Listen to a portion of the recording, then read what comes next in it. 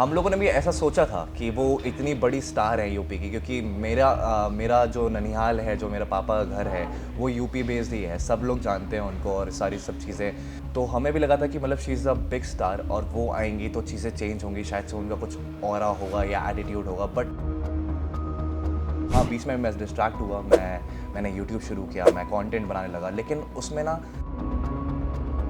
और good looks तो पता नहीं, बस मम्मी पापा की देन है मेरे मुझे लगता है, तो उस पर मुझे ज़्यादा ध्यान नहीं देना पड़ता। पाकिस्तानी सीरियल्स की ड्यूरेशन कम होती है, कहानी में बहुत दम होता है और उसमें तामझाम नहीं होते हैं ज़्यादा जैसे इंडियन सीरियल्स में होते हैं। कितना खतरा मानते हैं और कभी सोचते हैं कि इस बारे में कभी पाकिस्तानी सीरियल से मुझे काम मिले, क्योंकि वहाँ के लोगों को तो यहाँ काम मिलता है। जैसे पाकिस्तानी शोज़ क्या होते हैं, वो लिमिटेड सीरीज बनाते हैं, 50 एपिसोड्स के अंदर एपिसोड खत्म बनाते कर हैं, तो वो देते हैं। कहानी उतनी ही होती है। यहाँ 1000 एपिसोड बनाते यस, हैं। जब आप उसको स्ट्रेच करते हो ना, तो वहाँ चीज़ें खराब होने लग जाती है। इट्स गुड कि हीरो जो होता है वो पॉजिटिव होता है, ये सारी चीज़ें होती है, बट मुझे पर्सनली नेगेटिव बहुत पसंद है, क्योंकि अच्छा। उसमें ना बहुत सारे शेड्स आप एक्सप्लोर कर सकते हो। पॉजिटिव बहुत प्लेन होता है, बहुत ब्लैंड होता है, तो मुझे वो अटेंशन की तब से ही आदत है और मैं तब से ही बहुत फोकस्ड हूँ कि मुझे अभी इन सब चीज़ों पे फोकस नहीं करना। I just need time for my self. नहीं, कभी तो बहक जाता होगा इंसान। बहकते हैं थोड़ा, एक सीजन के लिए माइट भी फिर उसके बाद सोचते इतना हैं भी कि झूठ नहीं चलेगा। ठीक है, थोड़ा सच बोलते हैं। तो कभी कभी हाँ, वो थोड़ा सा बहक जाते थे, तो ये करके अब पूरे 1 घंटे तक बात नहीं हुई। फिर उस दिन मैं घर गया, उस दिन मैं बहुत डिसअपॉइंट हुआ। मैंने बोला यार इसके आगे करते क्या, बात क्या करते हैं लोग कि अपने रिलेशनशिप में। और फिर मैं नेक्स्ट डे जब आया तो फिर मैंने देखा कि यार वो किसी और के साथ घूम रही थी, तो मैंने बोला ओह शिट। शिट। मेरे साथ मौजूद है जमुनिया सीरियल के एक्टर रजत वर्मा। बहुत बहुत स्वागत है आपका। Thank you. एक लाइन है फिल्मी की, काले गोरे का भेद नहीं, हर दिल से हमारा नाता है, लेकिन आपकी तो स्टोरी काले और गोरे पे ही बेस्ड थी। जी। तो ये हालांकि कोई नया कॉन्सेप्ट नहीं है, हाँ हाँ। बट आपके लिए नया था। हाँ हाँ। कितना मजा आया सीरियल करते हुए? सीरियल करते वक्त बहुत मज़ा आया। जो ये स्टोरी लाइन है, जैसे आप बोल रहे हैं कि ज़्यादा यूनिक नहीं है, तो ये स्टार्टिंग थॉट हम लोग का भी था कि कहानी उतनी यूनिक नहीं है, लेकिन जो ड्रामा होगा वो कुछ नया लिखा जाएगा, क्योंकि ये बनाया जा रहा था वेद के थ्रू। वेद जो हमारे प्रोड्यूसर थे, वो राइटर लेड प्रोडक्शन है, तो मेरा थॉट यही था कि कहानी को बहुत अच्छा बुना जाएगा, जो इसमें ड्रामा डाला जाएगा वो बहुत अच्छा होगा। बट इवेंचुअली वो ऐसा निकल के नहीं आया, चीज़ें उतनी अच्छी निकली नहीं, रेटिंग्स का साथ नहीं मिला हमें, ऑडियंस का उतना साथ नहीं मिला, and eventually it's ending on 19th। But मज़ा बहुत आया, बिकॉज जो वो माहौल था ना, इट इज़ वेरी रेयर कि वो बहुत पॉजिटिव माहौल था। फ्रॉम द डे वन जब हम मॉक शूट कर रहे था मैं आलिया के साथ, तो वहाँ से हम लोग का जो बॉन्ड बन गया था एक फ्रेंड वाला, मतलब वी वर दैट फ्रेंडली कि अगर हम एक दूसरे को एक सीरियस सीन में देख लेना तो हम हंस जाते थे। तो हमें बहुत कंट्रोल करना पड़ता था कि भाई अब रुक जाओ, एक्टिंग कर रहे हैं, कम ऑन, ऐसा नहीं।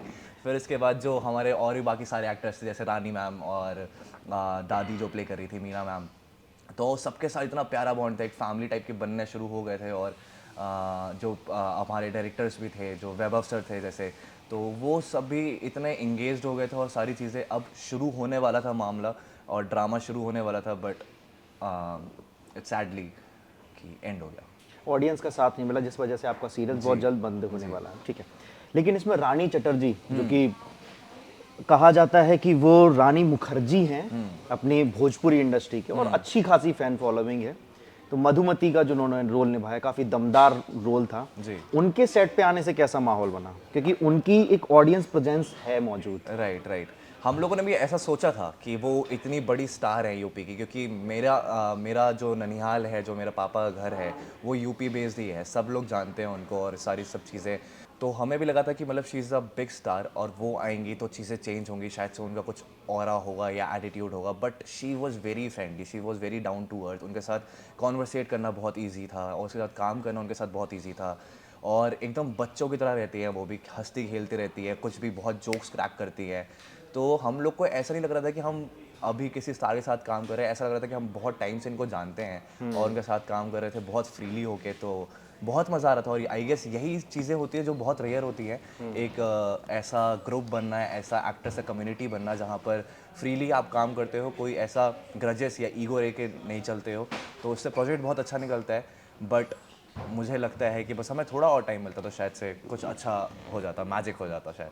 सेट पर कभी ऐसा हुआ कि रानी मैडम के साथ कि मैम आज आपके गाने पे डांस करते हैं भोजपुरी के? नहीं, हम लोग का लास्ट डे हुआ था जब, तब हम लोगों ने वो प्ले किया था कि मैम हम जब उनको सी ऑफ कर रहे थे, जब उनका लास्ट डे था, तो फिर जब हुआ था तो हम लोगों ने उनके मतलब कोई गाना प्ले किया था, तो उस पर सब लोग डांस कर रहे थे, क्योंकि एक तो सेट वाले मोस्टली जो थे वो यूपी से हैं। हाँ। तो उन लोग को पता है कि रानी मैम क्या है, तो भाई वो उनको तो डांस करना था, उनको वीडियोस बनानी थी, उनको चीज़ें करनी थी, तो वो सब कुछ हुआ जैसा आप इमेजिन कर रहे हो। क्योंकि रानी जी के साथ मेरी मुलाकात हो चुकी है और मैं उनसे है थोड़ा बहुत मेरा जानना पहचाना, तो वो काफ़ी कूल माइंड के हैं। एक ग्रोइंग एक्टर के तौर पे आप अपने आप को स्थापित करने की कोशिश कर रहे हो, कितना एक प्रेशर होता है आज के टाइम पे? आपको गुड लुक्स भी पर ध्यान देना है, आपको ड्रेसिंग सेंस पे भी ध्यान देना है, आपको एक्टिंग पे भी ध्यान देना है, सोशल मीडिया पे आपको प्रेजेंस भी बनानी है, और OTT, web series, Pakistani serials का भी जिस तरीके से प्रेजेंस हमारे इंडिया में बढ़ता है, इन सब से लड़ते हुए, जूझते हुए आपको अपने आप को कैसे बढ़ाने की कोशिश कर रहे हो आप? इस मामले में ना मुझे लगता है कि मेरी स्कूलिंग बहुत अच्छी हुई है। जो मेरे थिएटर के गुरु थे गजराज नागर जी, तो उन्होंने वो हमेशा कहते थे कि just focus on your acting, एक नाव पे पैर रखो और उस पे इतने माहिर हो जाओ कि आपको फिर कहीं लड़खड़ाने का मौका ही ना मिले, या कहीं से ऐसा कोई ना हो कि आपको कोई खींच ले, कहीं गिरा दे। तो मैं उसी पे फोकस करता गया। हाँ, बीच में मैं डिस्ट्रैक्ट हुआ, मैंने यूट्यूब शुरू किया, मैं कंटेंट बनाने लगा, लेकिन उसमें ना जब तक मुझे मज़ा आ रहा था तब तक ही कर रहा था, बट जब मुझे वो प्रेशर लगने लगा ना, तो मैंने सब कुछ छोड़ दिया। मैंने सोचा कि नहीं, बॉम्बे में किस लिए आया हूँ, मैं एक्टिंग करने आया हूँ, तो let's just focus on that. वही एक बहुत बड़ा संसार है जिसके लिए बहुत मेहनत करनी पड़ती है, बहुत बारीकी से काम करना पड़ता है। अगर आप पूरा फोकस रहो, बहुत सारे स्किल्स हैं जिन पे काम करना चाहिए, जिससे एक्टिंग में हमें हेल्प मिलती है। और आई थिंक तो यही मेरा फोकस रहता है कि बस एक्टिंग पे ध्यान दो, ये सारी प्रेशर जो है, ये सारी चीज़ें जो हैं वो ऊपर वाला देख लेगा, तुम अपने काम पे ध्यान दो। और बस ये है कि ये स्टडी में आता है। आप जैसे बोल रहे हैं पाकिस्तानी शोज़ और ये सारे शोज़, ये सब चीज़ें तो हम देखते ही रहते हैं कि आसपास क्या चल रहा है, क्या चीज़ें हो रही हैं, कैसे काम हो रहा है, बिजनेस समझते हैं, कैसे मार्केट क्या चल रहा है, मार्केट में क्या चाहिए। तो वो सब चीज़ें थोड़ा थोड़ा समझते रहते हैं, अपने आप को थोड़ा ट्वीक करते रहते हैं उस चीज़ को लेके, अपने अंदर वो सारी चीज़ें चेंजेस लाते रहते हैं और टाइम के साथ। तो आई थिंक ये पूरा प्रोसेस ही है एज एन एक्टर। ये सारे एक्टर जितने मुंबई में, सब लोग ये कर रहे हैं, इसमें कुछ नया नहीं है। बस कौन कितनी मेहनत करता है वो मैटर करता है मुझे लगता है। और गुड लुक्स तो पता नहीं, बस मम्मी पापा की देन है मेरे जो मुझे लगता है, तो उस पर मुझे ज़्यादा ध्यान नहीं देना पड़ता। बस ये है कि फ़िटनेस पे थोड़ा ध्यान देते हैं, ताकि अगर बॉडी मेरी साउंड रहेगी, मेरा माइंड साउंड रहेगा, तो मैं ज़्यादा टाइम तक सस्टेन कर पाऊँगा। क्योंकि जैसे कि पहले फिल्म थी, उसके बाद टीवी आया, तो कहा जाएगा कि फिल्मों के ऊपर उसका असर पड़ेगा, लेकिन ऐसा कुछ ज़्यादा खास हुआ नहीं। बॉलीवुड ने, सिनेमा ने अपनी एक जगह और धमक बनाए रखी, वहीं टीवी नहीं मिली। लेकिन यूट्यूब आया, डिजिटल आया, तो थोड़ा खतरा बढ़ा टीवी को। लेकिन अब इन तीनों को खतरा हो चुका है ओटीटी से। यस। तो ओटीटी के इस दौर में खास तौर पे कितना आप लोगों के ऊपर एक प्रेशर रहता है कि एक, क्योंकि टीवी में रीटेक्स बहुत कम होते हैं, फटाक से आपको काम करना है, विदाउट रीटेक आपको अपनी प्रेजेंस बनानी है और आपको अपना दम कम, आपकी एक्टिंग स्किल्स आपको दिखानी है। तो एक्टर के तौर पे आप अपने आप को अभी कहाँ देखते हो कि अभी आपको और सीखना है? सीखना तो लाइफ भर है। कभी ये नहीं होगा कि मैं ये नहीं सोचूंगा कि अब मुझे आ गया है, मुझे बिजनेस समझ आ गया है, मुझे चीज़ें समझ भी आ गई कि ऑडियंस को ये चाहिए। अगर मैं ये क्या सोचा तो फिर मेरी तो ग्रोथ खत्म हो गई, फिर मज़ा भी नहीं आएगा। मुझे लगता है कि आपको लाइफ में थ्रिल कहाँ से मिलेगा, कुछ नया जो वो एक फील होती है ना, तो वो खत्म हो गई, तो I think purpose of life ही खत्म हो जाएगा। तो फिर मुझे एक्टिंग छोड़ के कुछ और ढूंढना पड़ेगा शायद से। तो वो चीज़ तो नहीं है। और ओटीटी का जहाँ तक आप कह रहे हो कि ऐसा है, तो नहीं, मुझे नहीं लगता कि, क्योंकि ऑडियंस हर चीज़ की हर जगह पर है। जैसे आप बोल रहे हो टीवी आया तो फिल्मों का लग रहा था कि शायद से कम हो जाएगा, लेकिन उसने भी अपना एक अलग जगह बनाई, टीवी ने भी अपनी अलग जगह बनाई। अब ओटीटी भी आया है, तो ऐसा नहीं है कि अनुपमा टाइप के शोज बंद हो गए हैं, वो भी चल रहे हैं। ये रिश्ता क्या कहलाता है टाइप के शोज बंद हो गए हैं, नागिन चल रहा है, सब चल रहे हैं, उनके सबके ऑडियंस है। अब एफटीए चैनल्स जैसे ले लो आप, फ्री टू ऑडियंस एयर जो चैनल्स हैं, इन सब के भी, क्योंकि हमारी मेजॉरिटी जो ऑडियंस है इंडिया की, वो बहुत ऐसी जगह पर है जहाँ पर टीवी है। वो लोग फिल्म के लिए नहीं जा पाते हैं, वो लोग चीज़ों के लिए नहीं जा पाते हैं, बस टीवी देख रहे होते हैं फैमिली के साथ। अभी भी बैठ के सब लोग ग्रुप में शाम को टीवी ऑन करते हैं, शोज़ देखते हैं। तो ऐसी जगह पर चल रहा है। तो ऑडियंस मुझे लगता है हर जगह की है। बस मुझे लगता है कि कहानी पे उसी ऑनेस्टी के साथ काम करना चाहिए जैसे हम पहले करते थे। ये प्रेशर राइटर्स लोगों को नहीं लेना चाहिए कि हमें ओटीटी को प्रेशर लेके, ओटीटी का सोच के हमें इस तरह से काम करना है, हमें वो नहीं करना चाहिए जैसे पहले टीवी में जो कॉन्सेप्ट्स आते थे, हमें उस चीज़ पे और फोकस करना चाहिए कि ऑडियंस सच में क्या चाहती है मुझे देखना। स्टोरी पे काम करना यस, चाहिए। सबसे मेन चीज़ वही है। इट्स द बाइबल, स्टोरी आपकी अच्छी होगी तो everything will work out. Pakistani serials की ड्यूरेशन कम होती है, कहानी में बहुत दम होता है और उसमें तामझाम नहीं होते हैं ज़्यादा जैसे इंडियन सीरियल्स में होते हैं। कितना खतरा मानते हैं और कभी सोचते हैं कि इस बारे में कभी पाकिस्तानी सीरियल से मुझे काम मिले, क्योंकि वहाँ के लोगों को तो यहाँ काम मिलता है। यस, मेरा पहला शो ही एक्चुअली एक पाकिस्तानी शोज़ को लेके चैनल शुरू हुआ था अपने यहाँ, जी ज़िंदगी, ठीक है, उसमें पाकिस्तानी शोज़ आते थे। मेरा पहला शो ही वहीं पर था, अगर तुम साथ हो। तो मैं उस फॉर्मेट पे काम कर चुका हूँ जहाँ पर एकदम सिंप्लिसिटी थी, कहानी एकदम ठहराव वाली थी, म्यूज़िक भी बड़े सूदिंग होते थे, कोई ड्रामा ढिंचैक ढिंचैक कुछ भी नहीं होता था। तो मेरी शुरुआत ही वहाँ Expression से, जैसे ये कुछ साए नहीं साए होता type था। इट वाज मतलब जो पहले, अगर आप इरफान खान साहब के कोई पुराने टीवी शोज़ के बारे में बात करेंगे ना, जो पुराने जो डीडीज़ पे आते थे, तो वो जो ठहराव होता था ना, वो उस पे था। तो मेरी शुरुआत वहाँ से हुई है। तो मुझे पता है कि ऐसा कुछ चेंज नहीं है, बस ये है कि स्टोरी पे मुझे लगता है कि अगर देखो आप लिमिटेड, जैसे पाकिस्तानी शोज़ क्या होते हैं, वो लिमिटेड सीरीज़ बनाते हैं, 50 एपिसोड्स के अंदर एपिसोड खत्म बनाते कर हैं, तो वो देते हैं, कहानी उतनी ही होती है। या 1000 एपिसोड बनाते यस, हैं। जब आप उसको स्ट्रेच करते हो ना, तो वहाँ चीज़ें खराब होने लग जाती है। आपके ऊपर भी ऐसा राइटर प्रेशर आता है कि आपको ऑडियंस को लगातार कुछ ड्रामा केटर करना है। अरे क्यों केटर करना है, जस्ट एंड इट ना। आपकी कहानी उतना ही बोल रही है तो आप उसी पे फोकस करो ना। शायद से आप प्री प्रोडक्शन कर लो पहले, आप पूरी कहानी बना लो, अब पता है आपको कि इस कहानी में इतना ही होना है, तो जस्ट फोकस ऑन दैट। शायद से सब लोग मिलकर जब उस चीज़ पे उतनी कहानी पे काम करोगे तो वो भी मैजिक क्रिएट कर देगा यार। अब ओटीटी पे भी वही हो रहा है, फाइनाइट सीरीजेस ही हैं आखिरकार। 5 से 7 एपिसोड के Yes. अंदर इतना अच्छा खासा प्रेशर डाल के जाती है, मतलब इतना अच्छा इफेक्ट डाल आप के देखो ना जाती कितने हैं रिलेटेबल audience के। कंटेंट सारे, पंचायत, गुल्लक और ये सारी चीज़ें, इतने रिलेटेबल कंटेंट है, तो वो इतना बड़ा इम्पैक्ट छोड़ रहे हैं ऑडियंस पे, तो ऐसा टीवी भी कर सकता है मुझे लगता है। लेकिन वही है कि बिजनेस समझ लिया सबने इसको, तो बिजनेस को जब एसोसिएट करते हो आप क्राफ्ट के साथ, तो कुछ ना कुछ तो खराब होगा। अपकमिंग प्रोजेक्ट्स क्या होंगे आपके?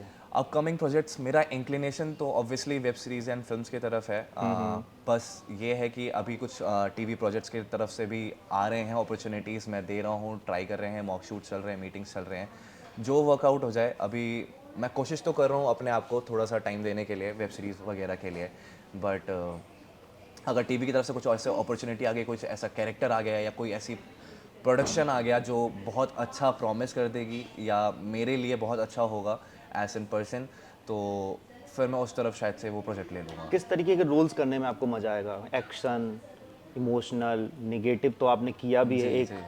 या ऐसे रोमांटिक शाहिद कपूर टाइप? हाँ। आपका फेस भी कुछ उस तरीके का ही है। वो करने में ना, पॉजिटिव करने में वैसे ठीक है, इट्स गुड कि हीरो जो होता है वो पॉजिटिव होता है, ये सारी चीज़ें होती है, बट मुझे पर्सनली मुझे नेगेटिव बहुत पसंद है, क्योंकि उसमें ना बहुत सारे शेड्स आप एक्सप्लोर कर सकते हो। पॉजिटिव बहुत प्लेन होता है, बहुत ब्लैंड होता है, कुछ नहीं होता उसमें। एक्शन वैक्शन सब कुछ करते हैं, रोमांटिक करते हैं, लेकिन यही बस करते रहते हैं।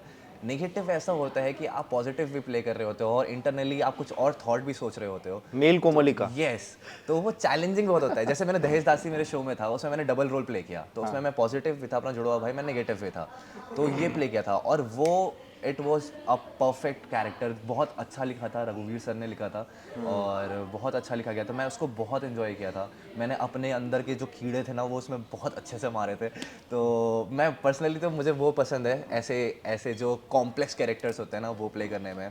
बट ठीक है, पॉजिटिव्स में भी अगर कुछ ऐसा आया कि रॉक स्टार टाइप का काइंड ऑफ म्यूजिशियन है, और फिर उसके बाद कुछ कि बड़ा रिलेटेबल कंटेंट, मतलब रिलेटेबल कैरेक्टर हो, जैसे कोई ऑफिस गोइंग बंदा हो, जो ऐसा नहीं कि बहुत रिच हो, एक नॉर्मल फैमिली से निकला हो और उसका स्ट्रगल हो, उसका भी कि कैसे वो बड़ा बनता है, उसके साथ एक स्टोरी चल रही हो, तो शायद से वो कॉम्प्लेक्स कैरेक्टर्स प्ले करने में बहुत मज़ा आएगा। अब रजत की निजी ज़िंदगी को जानने की मैं कोशिश करूँगा। जी। जिन इंसान जब ग्रो करता है, उसके पास नेम, फेम, पैसा सब कुछ आता है, तो उसके आसपास के लोगों के भी देखने के नज़रिए बदल जाते हैं। आपके लिए भी हुआ होगा। तो इस टाइम आपके पास प्रपोजल्स काफ़ी आए होंगे, शादी के भी, रिलेशनशिप्स के भी, प्यार के, मोहब्बत के। तो रजत ने उनको कैसे किया? जॉइन किया या मना कर दिया मुस्कुरा करके, या अभी आप किसी रिलेशनशिप में हैं? नहीं, मैं रिलेशनशिप में तो नहीं हूँ। ऐसे हुआ मेरे थे एक्चुअली, ये जो चीज़ थी ना कि ये अटेंशन वाली चीज़, ये हमेशा से ना मेरे स्कूल से ही मेरे साथ रही है, तो I got use to it कि गुड लुक्स की वजह से? हाँ, मतलब उस टाइम तो ऐसा हुआ। फिर उसके बाद जब कॉलेज में गया तो I was the only one जो थिएटर करता था, एक्टिंग करता था पूरे कॉलेज में, तो मैं वहीं से, और मुझे पहला शो मुझे कॉलेज में ही मिल गया था, सेकेंड ईयर में ही, तो मैं वैसे ही फेमस हो गया था कॉलेज में। तो मुझे वो अटेंशन की तब से ही आदत है, और मैं तब से ही बहुत फोकस्ड हूँ कि मुझे अभी इन सब चीज़ों पे फोकस नहीं करना, I just need time for my self. नहीं, कभी तो बहक जाता होगा इंसान। बहकते हैं थोड़ा, एक सीजन के लिए माइट भी फिर उसके बाद सोचते इतना हैं भी कि झूठ नहीं चलेगा। ठीक है थोड़ा सच बोलते हैं। तो कभी कभी हाँ वो थोड़ा सा बहक जाते थे, लेकिन फिर लगता था कि नहीं अब ये माइंड पे बहुत ज़्यादा टोल ले रहा है, मुझे थोड़ा सा डिस्ट्रैक्शन हो रहा है, चीज़ें कहीं और जा रही हैं, तो उसकी लाइफ भी बर्बाद ना हो, मेरी लाइफ भी बर्बाद ना हो, तो हम फोकस करते हैं किसी और चीज़ पे। शायद हो सकता था आबाद हो जाती। आवाज़ हो जाती, लेकिन मुझे लगता है कि मैं ही शायद से उतना, मेरे अंदर उतने गट्स नहीं है अभी शायद से कमिटमेंट को लेके, कि मुझे जो मेरे ड्रीम्स हैं और जो मुझे लगता है कि मुझे यहाँ तक पहुँचना है, शायद से मैं वहाँ तक पहुँचा नहीं, इसलिए मैं एक्सेप्ट नहीं कर सकता उस चीज़ को। कैसा लाइफ पार्टनर चाहिए आपको लाइफ में? लाइफ पार्टनर मुझे मुझे लाइफ पार्टनर तो ऐसा चाहिए खैर कि जो अपने पे फोकस्ड हो बहुत, आप पे जो फोकस ना करे। फोकस करे वो मुझे, लेकिन ऑर्गेनिक नहीं आना चाहिए, ऐसा नहीं कि सिर्फ मेरे पे फोकस करे, बस मुझे अच्छा फील कराए या चीज़ें हो। अगर वो खुद के लिए कुछ कर रही होगी, खुद के ऊपर काम कर रही होगी, तो मुझे ज़्यादा अच्छा लगेगा, उससे मैं भी इंस्पायर होऊंगा, और हम लोग के पास कुछ होगा करने के लिए, कि वो अपने लाइफ में कुछ कर रही होगी, मैं अपने लाइफ में ग्रो कर रहा हूँगा, तो दोनों साथ में मिलकर ग्रो कर रहे होंगे, तो वो मेरे ख्याल से बहुत अच्छा बॉन्ड होगा, कि हम एक दूसरे के ऊपर उतना डिपेंडेंट नहीं होंगे। तो मुझे लगता है कि ये मिलना बहुत रेयर है, अब तक तो खैर ऐसा कोई मिला नहीं है। ऐसा हुआ कि आपने किसी को प्रपोज किया, उसने मना कर दिया? अरे बहुत हुआ है। अच्छा। ऐसा बहुत हुआ है ऐसा। और मैं ना पहले बहुत शाई टाइप का था, अभी भी हूँ। अरे मतलब मैंने पहले स्कूल टाइम में ऐसा होता था कि मैं डायरेक्टली नहीं बोल सकता था, मैं लोगों के थ्रू पहुँचवाता था, अपने दोस्तों को बोलता था यार वो अच्छी लग रही है, उसको प्लीज़ बोल दियो ना कि पसंद करता हूँ मैं, यार सारी चीज़ें ऐसे। तो बातें पहुँचती थी उसके तक, तो और तब भी जब वो गर्लफ्रेंड, अब दूर दूर से ही वो गर्लफ्रेंड बन गई है, मेरे दोस्तों ने उसको बोल दिया है कि रजत तुझे पसंद करता है, और वो गर्लफ्रेंड बन चुकी है। लेकिन मेरी, अब हम दोनों स्कूल में क्लास में हैं, बैठे हुए हैं, अब गर्लफ्रेंड बॉयफ्रेंड क्या करते हैं, साथ में बैठते हैं, तो ये एक वो है, ठीक है, बॉलीवुड का असर है, तो हम दोनों साथ में बैठे हैं, क्लास चल रही है, आधे घंटे 1 घंटे की क्लास चल रही है, और मेरी अंदर इतनी हिम्मत नहीं हो रही कि मैं उससे बात करूं, मुझे पता नहीं है प्रोसेस की इसके आगे क्या होता है, कि अब वो गर्लफ्रेंड बन गई है, बट अब मैं क्या बातें करूं उससे। तो ये करके अब पूरे 1 घंटे तक बात नहीं हुई। फिर उस दिन मैं घर गया, उस दिन मैं बहुत डिसअपॉइंट हुआ, मैंने बोला यार इसके आगे करते क्या, बात क्या करते हैं लोग कि अपने रिलेशनशिप में। और फिर मैं नेक्स्ट डे जब आया तो फिर मैंने देखा कि यार वो किसी और के साथ घूम रही थी, तो मैंने बोला ओह शिट। शिट तो वहाँ थोड़ा वो पहला स्कूल लेवल वाला हार्ट ब्रेक हुआ था, तो फिर मुझे थोड़ा हुआ कि ठीक है, अब वो फिर ऐसा होता रहा। ऐसा तो नहीं है कि अब उस लड़की को याद आ गया, अरे ये तो वही लड़का है रजत? आया, मेरी बात हुई तो उसका उससे। मैसेज आया, अरे हुआ। अरे यार मेरा एक्स। ऐसा हुआ, बट अब वही है कि उस टाइम तो फिर वही दे सकते हैं, आपकी अप्रिशिएट ही कर सकते हैं, कि वो भी बोले कि ठीक है अपने लाइफ आगे बढ़ गया, आई होप कि तू अच्छा करे अपनी लाइफ में, और ये सारी चीज़ें, तो ऐसा हुआ। वो मन मार करके कह देना एक। मतलब पता नहीं, अब मतलब वो स्वीट थी, अब ठीक है, उसके बाद भी अब मैंने भी ऐसे ही बोला कि ठीक है, आई वाज, मतलब उस टाइम बचपन वाला प्यार था, तो उतना नाइव ही होता है उस टाइम, पता तो होता नहीं है कुछ, तो आई जस्ट। अभी किसी प्यार में नहीं हो? चलो, आखिरी 2 सवाल। फिटनेस को लेकर आप कितने ज़्यादा फोकस्ड हो? कैसे अपने आप को फिट रखते हो? ग्लोइंग स्किन के राज क्या है? एक नॉर्मल सा क्वेश्चन है जो मैंने आपके ऊपर भी लगा दिया, जवाब दे दीजिए। मतलब बस यही है कि अच्छा खाते हैं, क्लीन। पहले मैं बहुत ज़्यादा ऐसा हूँ, मैं फूडी बहुत हूँ, मैं दिल्ली से हूँ, तो मुझे जंक तो बहुत पसंद है, मैं पागल हूँ कि मुझे कहीं पर भी मोमोज? जाता हूँ, अरे मोमोज टिक्की विक्की, मुझे ऐसे ना ये मसालेदार चीज़ें इतनी पसंद है ना कि मैं कंट्रोल ही नहीं होता मुझसे, छोले भटूरे वगैरह ये सब चीज़ें। तो फिर लेकिन अभी फ़िलहाल कुछ टाइम में, जैसे अब एज हो रही है धीरे धीरे, थोड़ा पास आ रहे हैं, तो जैसे 27 28 आए, तो हुआ कि नहीं नहीं अब 30 का control बड़ा डर करते है हैं। भाई। भाई बहुत डर होता है, अब सेम। कंट्रोल करते हैं, अब इसके बाद कुछ हुआ तो दिक्कत हो जाएगी। तो अब थोड़ा कंट्रोल किया है, अब फोकस किया है, मतलब मुझे ट्रेडिशनल जो वर्कआउट होता है ना, पैटर्न जैसे जिम में जो वेट्स उठाते हैं, तो वो मुझे वो पसंद नहीं है। मुझे ये है कि मुझसे कहीं खेल कूदवा लो, मतलब कुछ खेलना हो गया, जैसे कैलिस्थेनिक मैंने रिसेंटली ज्वाइन किया, वो जिमनास्ट अच्छा। का एक फॉर्म होता है, वाओ। तो वो मैंने ज्वाइन किया, तो उसमें बहुत मज़ा आता है। एक तो लीन भी आप रहते हो, और प्लस आपकी कैलोरीज बहुत बंद होती है, और बहुत सारे स्किल्स आप सीख जाते हो, स्टंट्स वगैरह करना।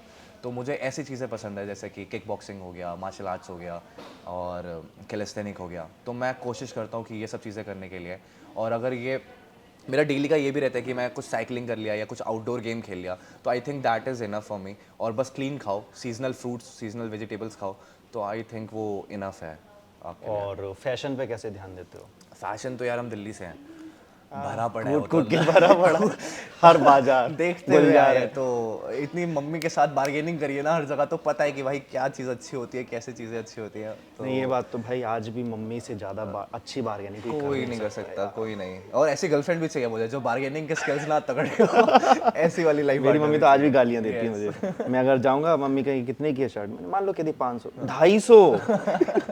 उनकी शुरुआती वहीं से होती है। चलो ठीक है रजत, बहुत बहुत शुक्रिया आपका इतना टाइम देने के लिए, बहुत अच्छा लगा आपके साथ बहुत बातचीत मज़ा आया, करने बहुत मज़ा आया बात करने में। Thank you Rajat. Thank you.